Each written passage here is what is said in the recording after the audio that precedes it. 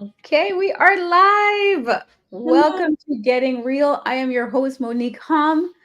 I'm super excited to have with me today my dear friend, Amy Johnson, who is a values based consultant and coach with extensive experience in business and sustainability. She's in Hollywood and fashion and a little bit of real estate investing too.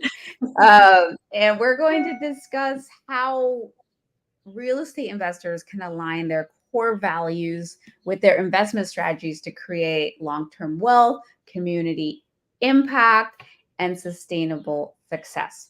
So I'm super excited to have her with us. Welcome, Amy. Thank you so much, Monique. I'm really happy to be here. It's great. I'm happy you are here. And so I want to start with just the basics. What are core values? So what do you mean by that? How do you define core values, and how do we discover what ours are? It's a great question. Thank you for starting there because I think that often gets skipped over. People tend to talk about values quite a bit.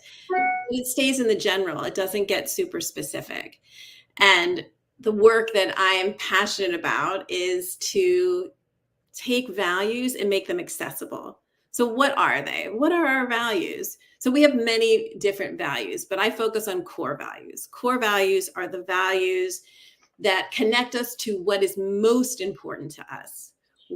I look at it as connecting us to our highest self, that version of us that is divine, if you might say.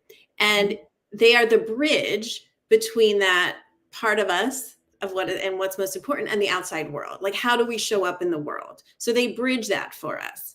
Now, if we're not aware of what our values are, we're often operating with a blind spot because we're voting on our values all the time, from what we buy at the grocery store to where we make our investments to the clothes we choose to wear to how we spend our time and resources.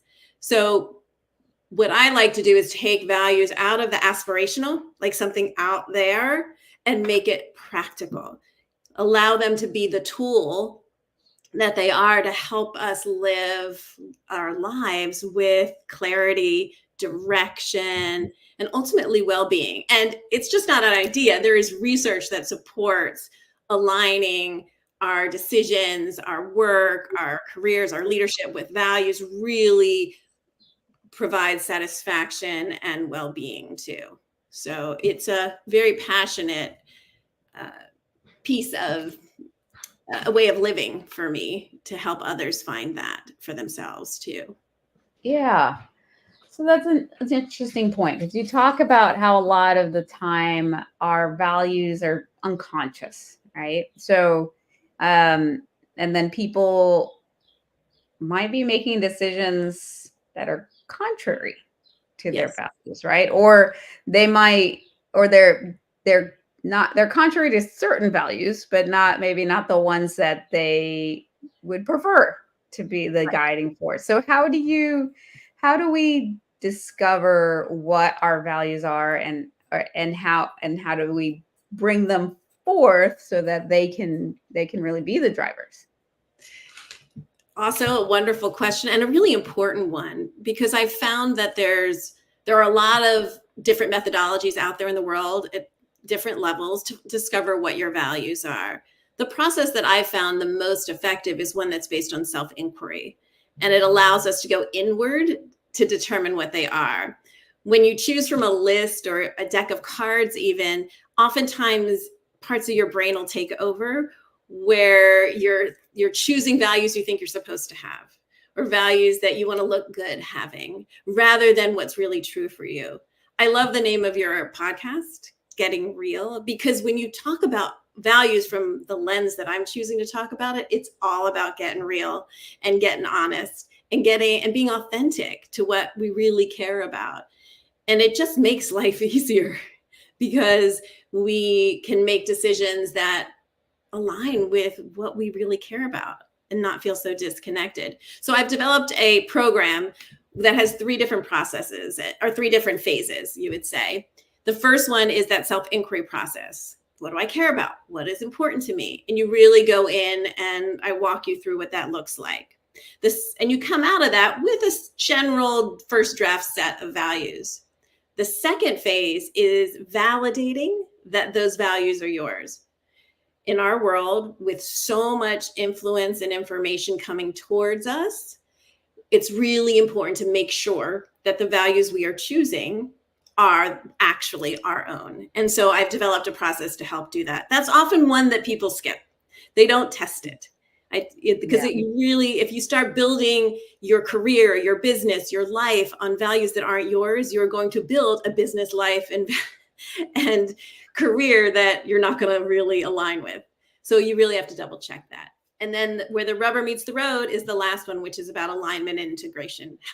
How do you integrate your values in your day-to-day, in your long-term goals, in your investments, in everything that you do?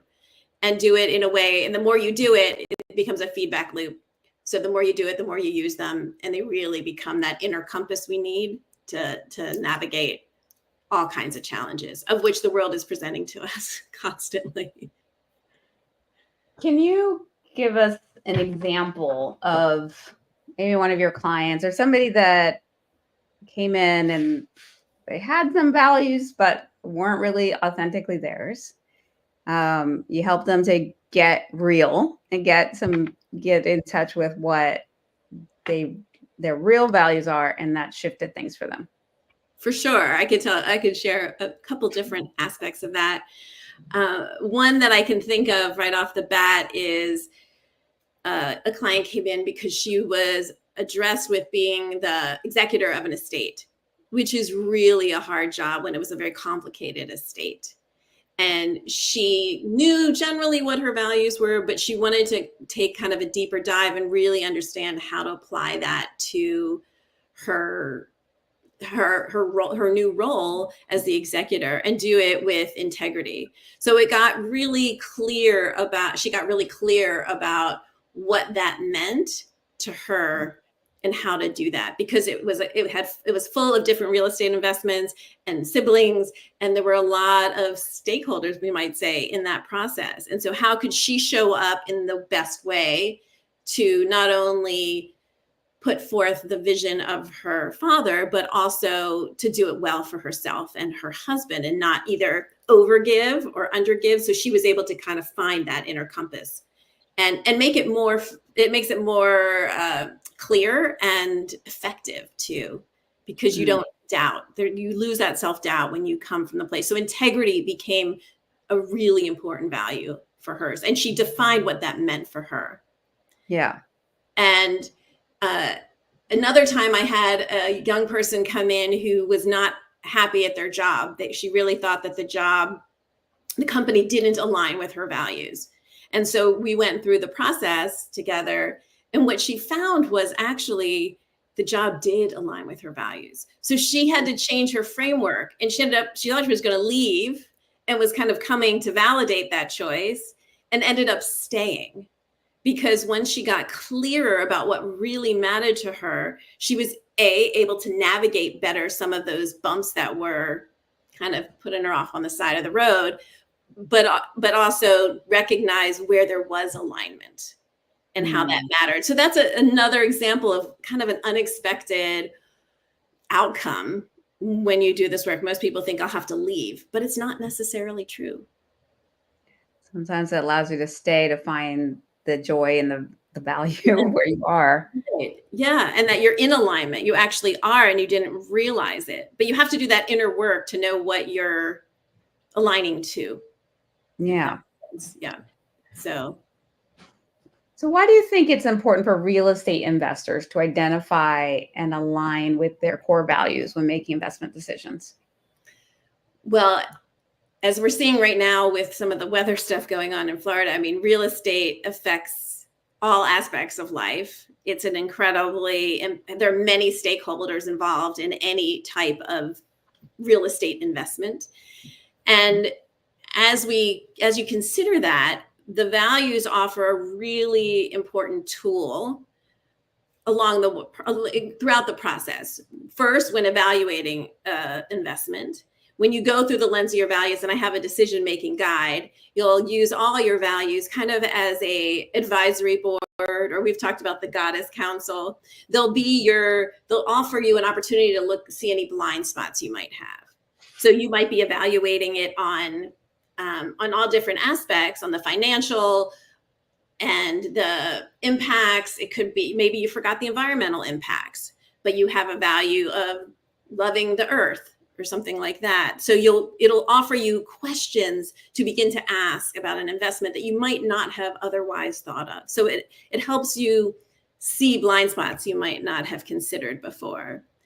It also gets you clear about your goals, because when you're investing in anything, like any financial decision, you're often doing that to make money. And that is in and of itself a neutral thing. You want to have money goes back and forth. It is what it is. But there's a feeling you want to have after that. You're seeking something that the money will buy. It could be freedom. It could be power. It could be security. It could be play. It's up to you. And your values lie in there. If you don't know what those values are, you'll be more apt to have someone else put their agenda on you. Right. And so if you don't value freedom, but someone's telling you how free you're going to feel, but that's not really what you're caring about, you're going to be led into something that maybe isn't right for you. And the last thing is, there are so many stakeholders, as I said, in real estate investing. It allows you to build trust in the investments that you do build, so that there aren't complications later on. And you know that all throughout the path, because listen, we all know when we're real estate investors, there's a challenge that comes up. It just happens. There's many people working on it. There's all sorts of different county and city and state regulations and things that, we can't control. So, but when you have that inner compass to guide you and that advisory board, you're better able and prepared to navigate, better able and prepared to meet those challenges with clarity, so that you know where you stand in that moment. So, and walk through it with alignment in place, not good or bad. You're not judging people. You're just going, oh, is this in alignment with me or not? And you can respond accordingly, not reactively to a panic situation. So I think the 3 ways, so it's, finding your blind spots, seeing what they are, getting clear about what your goals are so that you can plan your agenda and what you want in your life. And then that last one, navigating challenges so that you can better meet them. Yeah, make better decisions. Yeah, make better decisions along the way. Like values as compass. All right. So what's your true north? And figuring out, okay, so for me, this, this value of freedom and play, and then also well, you don't like family as a value, but like, being able to. We can talk about that. I think it's important to talk about it. Let's talk about that, because a lot of people will say, I have this value, family is a big value for me, and or they might even say finances, right? Like you said, no, they're neutral. So tell me, like, why isn't family the value? So in the lens that I'm using around values, family in and of itself isn't a value. What I say is how you show up for your family, that the value lies. Because 2 people can say they value family and it can mean completely different things. And but what they're talking about is loyalty. Like one family, it's loyalty no matter what. And the other is connection. And so they look differently. And so it's connection is the value and loyalty is the value. Family, I say person, place, and things are typically not values. It's the how you show up for them that the value lies. Okay. So it just takes you, it just is one more step. So you can say your family matters to you, but then I encourage a bit more introspection to go, what aspect of it? And it can be many different things. It is not just going to be one. Likely in your family relationships, you're going to have more than one value show up. So that's why I say it that way. And and also there, so it's I think it's an important thing to consider how we Yeah, show up. right. It's in how. So like with my family, one, but love can be a value, right? So it's Yeah. love, it's connection, it's being supportive, it's being it's generosity, like showing up for them. Yeah. I mean, so all of that, it's you know that guides the how do we want to be with family. Right. Yes, exactly. And so I believe that 5 to 7 core values are where Mhm. that sweet spot is. If you've less than 5, I found that typically you're missing something. And if you have more than 7, I don't know if you've ever been on a company's website and they have like 10 values, it's hard to understand what they're really about. So I Yeah. think it's important to have that sweet spot between 5 and 7. And then you get to define what each of those are. So you know exactly what you mean when you say generosity, and you know exactly what you mean when you say freedom. Mhm. It's not that everyone has the same definition of freedom or the same definition of generosity. It's what you know in your heart and what you know to be true. And as I said before, it's a bridge. So the values go both ways. So if you're talking about freedom, it's an internal freedom. What helps you feel free? Right? So it's learning, you're doing your outrageous October. There's Yeah. freedom in that and being outrageous and showing up in these incredible ways and with wigs and leaving little love angel notes in the stores. So there's freedom in that and excitement. But it's also how you show up in the world out there and you help female investors, women investors find freedom through investment and Yeah. offering that. So you live the value both ways is the point I wanted to make in that Yeah. part. And that's how it's more of a value than a thing. And the core values go across all the different areas, right? So this Correct. is your core out. It's like how do I want to show up in my family, in my work, in my with friends, spiritual life, contribute in the world, in the community, and that Yes. kind of, Yeah, yeah. and we roadmap that way. So you pick the area you want to work in, which can be that well-being for self and health and mental health and physical health. It can be for with relationships with others, family, your community. Then I also think about global, how we react to the others in the world and the Mhm. global, what it means to be a citizen. And then of course, business, financial, and work, career, personal business, all of that. So you apply the same set of values across all the domains. And Yeah. and that really gives you insight into what that means. It enriches your life in such a profound way when you Mm. use the same values. For a long time, people had a separate set of values at work, and then they'd come home and have a different set. And that really we're not two different people, we're the same person, and it begs to ask the question, why is there a difference, and Yeah. what kind of, where are you sacrificing what you really care about in one place or the other, and instead of going, okay, this is what I truly care about, this is what matters to me, putting a stake in the ground for yourself. It's not about, you can share it with others, but you don't have to. It's about knowing for yourself, so that when you put it out there or make a decision, you're clear about it. Yeah. And it's big decisions and small decisions. It's the same process. I love that. I want to talk about sustainability. You've done a lot of work in that area. For sure. And so how can real estate and sustainability is something that I think is important. And there are different ways of just like thinking about that term as well. But um how can real estate investors integrate sustainable practices into their projects and why is that important?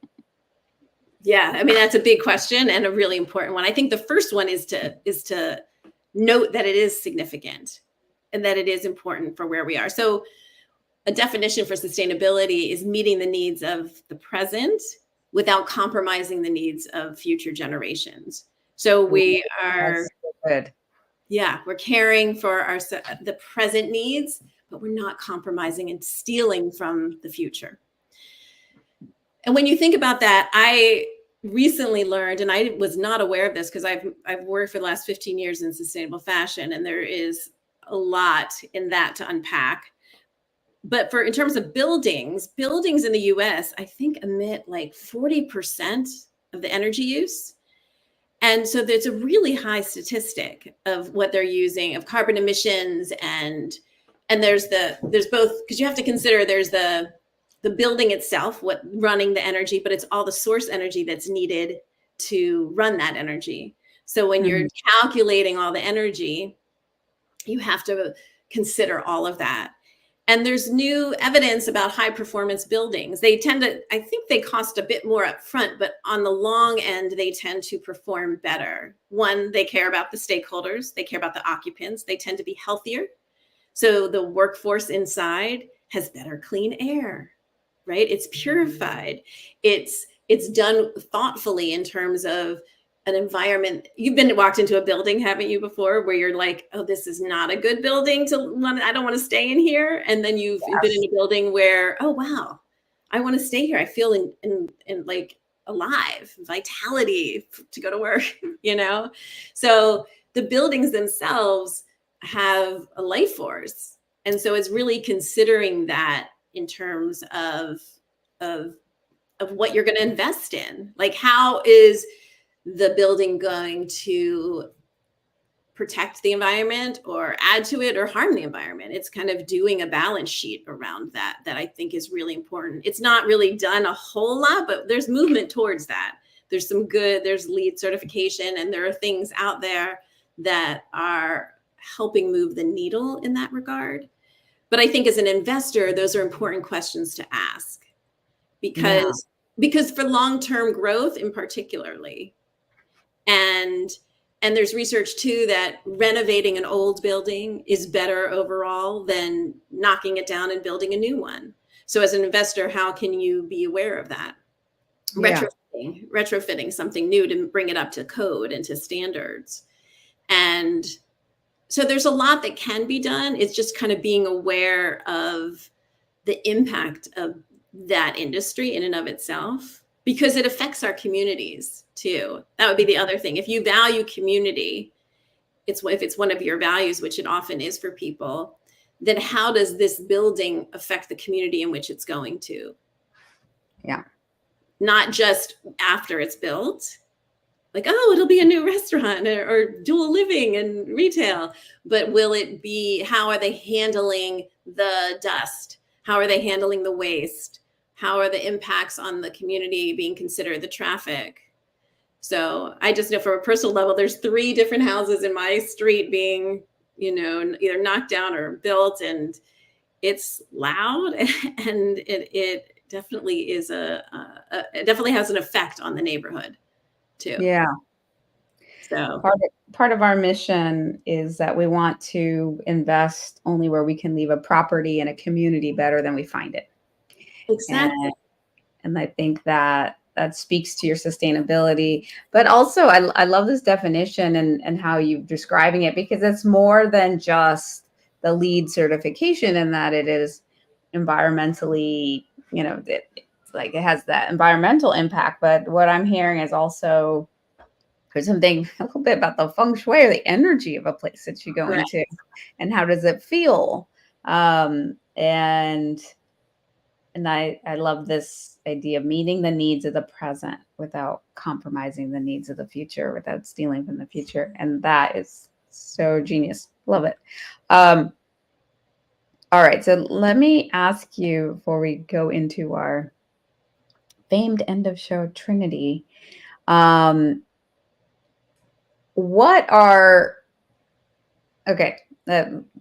there's a tension, or people feel a tension between staying true to their values and meeting their financial goals. So how can real estate investors ensure that their financial success doesn't come at the expense of their core values? Such an important question, right? So it's not about being perfectionistic. It's really about knowing what your values are and being honest with yourself. And I really believe I've been in a situation where I turned down an investor in something because they didn't align with our values. And that's a hard thing to do. Mm-hmm. But it just meant that that was not the right way to go at the time. Yeah. And I have to trust that. And so for me, that's the being super clear about your values. Because remember what values are. They're connecting us to our highest version of self. If you move forward at the expense of your values, you will feel it on the other side. You will feel like, think about it when you're not in alignment with your values. What does it feel like? Disconnected, kind of, out of alignment. Something's off, but you don't know what it is. Unsatisfied. You have the money in your account, but it doesn't feel good. It's not the money. It doesn't have anything attached to it. It's what we put on it. So that's where it's getting really clear. Are you building a legacy? Is that what you're trying to do? Are you trying to create freedom? So it's getting beyond just the money and like, what is that you want? What is the money going to give you ultimately? Correct. Yes. It's just a tool. It's correct. Is it a tool that's serving the purpose you need it to serve? Because I've definitely had, the very expensive money that I've received, Yes. It's like not worth it in the end. Yeah. I mean, that's how I found out about, that's how I got into this work, through the many different career paths I've had, recognizing when I was out of alignment with my values. Yeah. Like, wait, what just happened? How did I end up here? And it was doing that inner work to recognize, oh, integrity was the first one. I was like, oh. So how do we move? How does somebody who wants to figure out what their values are, be able to take values-based decisions? What is their next step to do that? Mm-hmm. Well, if you want to work with me, it'd be great. And because I do it a little bit differently than others, but every month on the 11th of the month, I have a workshop called Living Our Values, which is on Eventbrite. And we just talk about values and a theme. And this month is self-care. So that's happening this Friday in 2 days. Yeah, we're talking about the 11th at 11 Pacific. At 11 a.m. Pacific time. Yeah, the 11th. So do you want to put a link? Do you have a link for that? Maybe you can put a link in the chat. Yeah. So for anyone who you want to go deeper, it's the 11th at 11th, and it's free, right? Yeah, no charge. It's our gift to you, because we believe it's such an important conversation to have, and it's an awareness building tool, right? We're really changing how we're living our lives. Well, the price is right.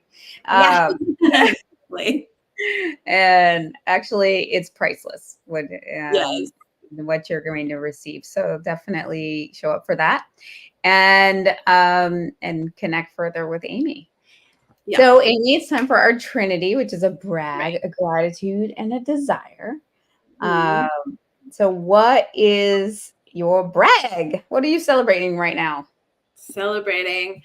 I've raised 2 daughters in Los Angeles as a single mom, and they're 22 and 19. And we've navigated a whole bunch of things. And that is my brag is much more that I've been able to be there and show up for them, and also have my own business somehow and do that. So I think it's really honoring that journey that was not really straightforward, but they're great young women who really care about the world. So yeah.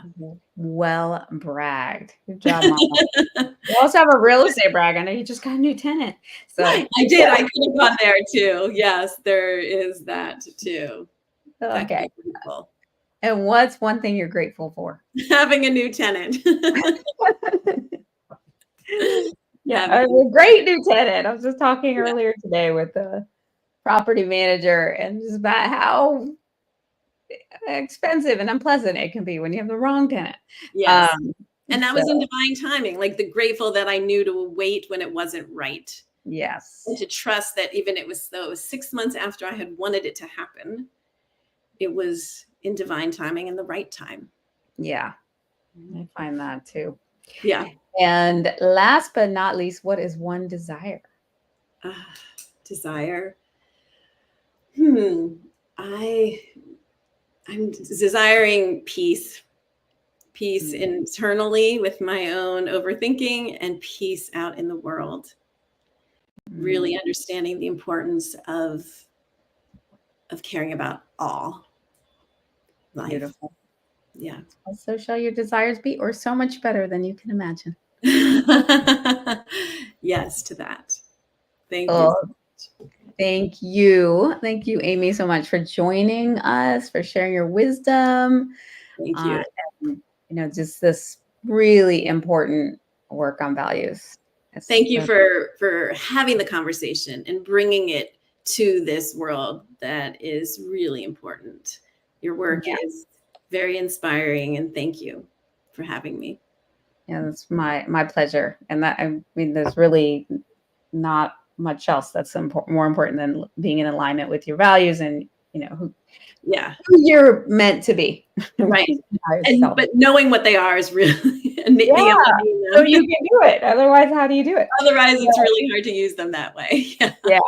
So I encourage, again, anyone listening, to explore your own core values, see how you can integrate them into your real estate journey. Go on the 11 at 11 session, which we'll have the link. I'll put it in after. Can I put it in after?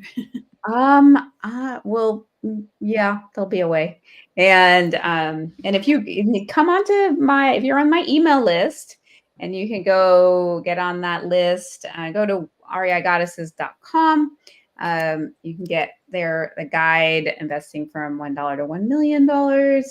And also there's our investor club, where you can get into some passive investments that align with my values that we can talk about that align with yours. But definitely just get into our what we're doing here. There's a lot of exciting things going on. So thank you for getting real with us today.